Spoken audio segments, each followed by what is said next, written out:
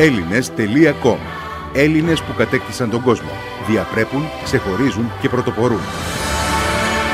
Η Χρύσα Πανουσιάδου είναι διπλωματούχος φωτογράφος με μεταπτυχιακό στην παραγωγή ντοκιμαντέρ στο Πανεπιστήμιο Τεχνών του Λονδίνου, ενώ συνεχίζει τις σπουδές της στον τομέα της φιλοσοφίας και των τεχνών στο Ανοιχτό Πανεπιστήμιο της Βρετανίας. Γεννήθηκε στην Ελλάδα, ξεκίνησε την καριέρα της το 1999. Από το 2000, οπότε και έφυγε για την Παλαιστίνη, συνεργάστηκε με το Gamma Press Agency και το Αθηναϊκό Πρακτορείο Ειδήσεων. Σήμερα ζει μόνιμα στο Λονδίνο. Φωτογραφίες της έχουν δημοσιευθεί μεταξύ άλλων στον Guardian, του Times, το BBC Online, το Paris Match, το Newsweek, το Fortune Magazine, το Der Spiegel και την Herald.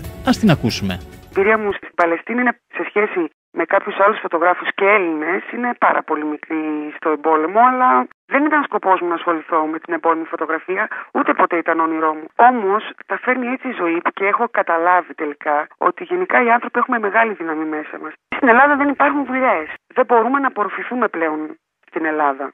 Δεν υπάρχει η αγορά για να μας απορροφήσει. Το βρίσκουμε και οι δύο, γιατί και ο σύζυγός μου είναι φωτογράφος. Δεν μπορούμε να γυρίσουμε στην Ελλάδα γιατί δεν υπάρχει δουλειά για μας.